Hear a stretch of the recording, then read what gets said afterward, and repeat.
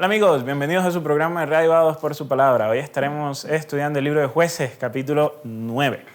Hoy queremos saludar de forma especial a otras 3 personas, a Yaceira Galvez, que nos acompaña desde Panamá, Samuel Ruda, no sabemos de dónde nos acompaña, pero que Dios lo pueda bendecir también, y a Roger Méndez desde Perú. Que el Señor sea con ustedes y con sus familias, y muchas gracias por acompañarnos día tras día en este su programa. Vamos hoy a iniciar con una oración para poder ir a nuestro estudio de la Biblia. Sin embargo, no se les olvide que al final del video estaremos saludando a otras personas que aparecerán allí en los créditos que también nos acompañan. Vamos a orar. Buen Dios, que al estudiar hoy el capítulo 9 del libro de Jueces podamos aprender lecciones de vida, los padres puedan aprender a criar hijos ejemplares para que no se pueda repetir el ejemplo de Abimelec. En el nombre de Jesús, amén. Capítulo 9 del libro de Jueces nos habla de Abimelec. Abimelec se introdujo al final del capítulo 8 diciéndonos que Gedeón había tenido 70 hijos y Abimelec había sido hijo de una concubina, ¿no? El texto nos da a entender que los 70 hijos que tuvo Gedeón, muchos de ellos eran hijos legítimos porque eran hijos de sus esposas. Recordemos que en este momento de la historia hay diferencia entre un hijo legítimo y un hijo no legítimo. El hijo legítimo es aquel que nace dentro de un matrimonio. Obviamente, en esta época se podían tener muchos matrimonios, entonces iban a haber muchos hijos legítimos. Sin embargo, los hijos que nacían fuera del matrimonio, pues eran, en algún momento de la historia se les llamó bastardos o hijos ilegítimos. Entonces, ellos no eran reconocidos propiamente por el papá y la mamá, debido a que la mamá no era la esposa del papá, y además de esto, esa clasificación se hacía sobre todo era por la hora o por el hecho de la herencia, ¿no? A la hora de repartir la herencia, entonces los hijos legítimos tenían derecho, los hijos ilegítimos no. Entonces, por esta razón era supremamente importante el estatus de un hijo. Abimelec, Abimelec en este caso pues era hijo de una concubina, por lo tanto no era un hijo legítimo.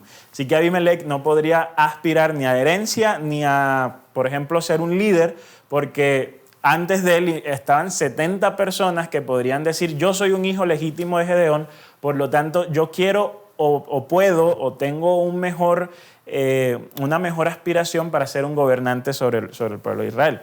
Entonces Abimelec, dice el capítulo 1, se fue a ver a los hermanos de su madre y les dijo a ellos y a todos los del clan de su madre que si le podrían hacer un lobby político. Dice: pregúntenles a todos los señores de Siquén, ¿qué les conviene más? ¿Que todos los 70 hijos de Gedeón los gobiernen o que los gobierne un solo hombre? Acuérdense que yo soy de la misma sangre que ustedes. Los hermanos de su madre comunicaron esto a los señores de Siquén y estos dijeron: bueno, que Abimelec reine porque él es nuestro hermano. Y le dieron, dice el texto, 70 monedas de plata del templo de Baal-Berit, con lo cual Abimelec contrató unos maleantes sin escrúpulos para que lo siguieran. Fue a Ofra, a la casa de su padre, y sobre una misma piedra asesinó a sus 70 hermanos, hijos de Gedeón. Pero Jotán, el hijo menor de Gedeón, se escondió y logró escaparse. Entonces, aquí nosotros vemos que Gedeón, dentro de sus triunfos, fracasó como papá. Porque Abimelec, siendo un hijo ilegítimo, llega y toma los 70 hijos legítimos y los asesina. Entonces él asesina a sus hermanos, por un lado. Pero los asesina, el movimiento, nosotros podemos leer el texto bíblico y nos podemos como que cuestionar un poco, y el movimiento es un movimiento político calculado dentro de lo esperado en la época. Como Abimelec era alguien que no tenía propiamente derecho a gobernar, eliminar a los 70 hermanos le garantizaba que no iban a haber contendientes o rivales a la hora de poder gobernar sobre una determinada porción de Israel. Pero miren que Abimelec, por hacerse del poder, llega y comete acciones que son un poco complejas, ¿no? Por un lado, necesita hacer lobby y entonces necesita que los hermanos de su mamá vayan donde los de Siquén. Miren que los de Siquén están adorando a Baal-Berit porque lo dice el versículo 4, entonces ya se han olvidado de Yahvé. Por otro lado, contrata con monedas de plata del templo a maleantes, ¿no? Entonces, estos maleantes que se les dan a Abimelec no son personas de buena reputación, no son soldados de buena ética. Entonces él está recurriendo a a los canales oscuros para poder llegar a tener poder. Abimelec en cierta forma representa muchas veces a personas que hacen lo que sea necesario hacer con tal de adquirir algo, ¿no? Una ilusión de poder. Digo una ilusión de poder porque muchas personas piensan que por estar en un cargo, estar en una posición, ya, eso es tener poder, ¿no? Abimelec quería gobernar y para gobernar estaba dispuesto a todo, aún a sacrificar a su propia gente. Quizás no solo es con el poder, quizás hay personas que con tal de lograr un objetivo en su vida están dispuestas a sacrificar todo lo que se les atraviesa en el camino, ¿no? Incluido a la propia familia o a los amigos o a la gente cercana. Yo pienso que aquí hay, desde acá, desde el principio del texto, entonces hay una lección poderosa sobre lo que somos como persona y lo que aspiramos. O sea, somos el tipo de persona que vende todo con tal de obtener algo. O somos las personas que entendemos el valor, somos el tipo de personas que entiende el valor de la fidelidad, del compromiso, del coraje, de la valentía y que valora más el ser que el tener, ¿no? A veces, y hemos visto casos en los últimos años que hay gente que vende un órgano con tal de tener un celular, el último celular que está a la moda. O hay personas que venden cosas preciadas con tal de obtener una boleta de un cantante famoso. De verdad vale la pena sacrificar los principios y lo que somos con tal de tener algo que es momentáneo, un concierto que dura 2 horas, un celular que se te puede dañar, caer o te lo pueden robar al rato. El asunto no es tener, el asunto es cómo se tiene lo que se tiene. Hay gente que puede tener poco, pero es mucho, porque eso que tiene lo ha obtenido con principios y con integridad. Y hay gente que puede tener mucho, pero es poco, porque lo que tiene lo ha obtenido por caminos un poco turbios. El caso de Abimelec vemos que lo que obtuvo, lo obtuvo mal, y de hecho por esa razón termina mal.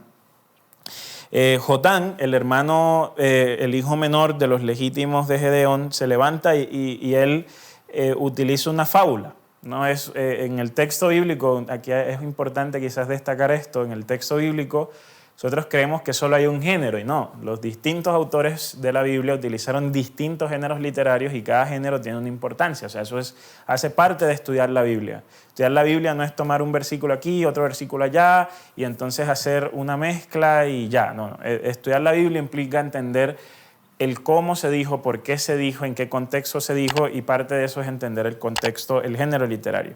Y aquí en el género literario vamos a descubrir la fábula, que entonces la fábula tiene el propósito de hacerle cuestionar a los hombres de Siquén o sea, de verdad vale la pena escoger a Abimelec como gobernante sobre nosotros con todo lo que está pasando. El resto del texto será una mezcla donde al fin y al cabo Jotán se va y huye porque él le tiene miedo a Abimelec y entonces Abimelec va a estar ahora enfrentado con Gaal, hijo de Bet, dice el texto. Entonces Gaal llega a Siquén, dice, ¿por qué Abimelec reina sobre nosotros? Recuerden que Abimelec no es propiamente alguien de Siquén, sino que la mamá de Abimelec es de Siquén y son los hermanos de la mamá, los tíos de Abimelec, los que hacen la gestión en Siquén para que Abimelec sea gobernante. Pero él no era propiamente alguien central o alguien que tuviese una fuerte aspiración al gobierno de Siquén. Entonces llega Gaal y dice, nosotros aquí ¿qué estamos haciendo teniendo a Abimelec como gobernante? O sea, vamos a deshacernos de Abimelec. Entonces viene un intercambio hasta el punto donde Abimelec pelea contra Abimelec, Gaal pelea contra Abimelec en el versículo 39, pero Abimelec lo persigue, dice el 40, muchos mueren, Abimelec se queda en Aruma, Zebul le expulsó de Siquén a Gaal y a sus hermanos. O sea, al final de cuentas Abimelec termina venciendo sobre este que quería quitarle el poder. Luego Abimelec termina conquistando una torre, la torre de Siquén, Abimelec lo que hace es que les prende fuego, los quema dentro y luego dice que fue a Tebes, la cita y la captura, pero desde en Tebes hay una mujer que le tira una piedra, le parte el cráneo y antes de morir llega Abimelec y le dice al escudero, mátame, saca tu espada y mátame porque no puedo morir, la gente no puede saber que yo morí por una mujer.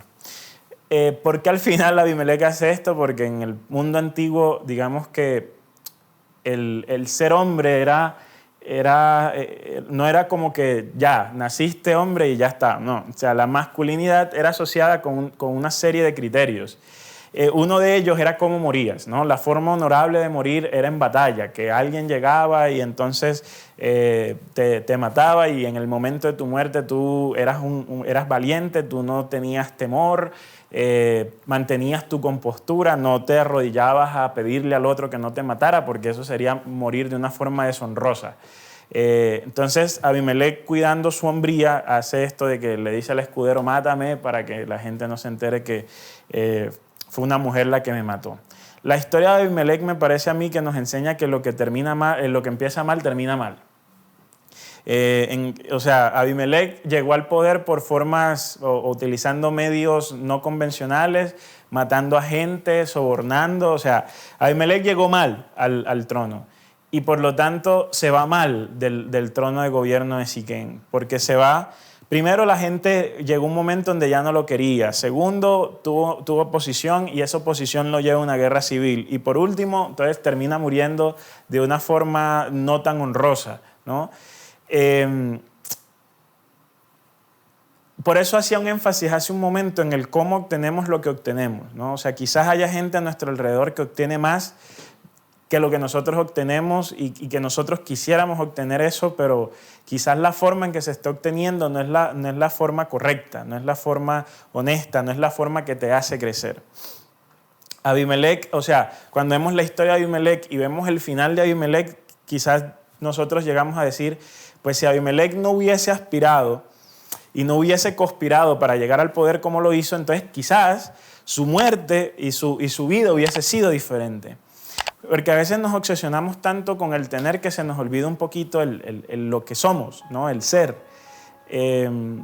Y bueno, quizás no todos nosotros vamos a tener poder. Quizás de las 1.500 personas que van a ver este video, pocas van a llegar a tener una posición de suprema importancia en el trabajo, en su ciudad, en el gobierno, en la iglesia quizás.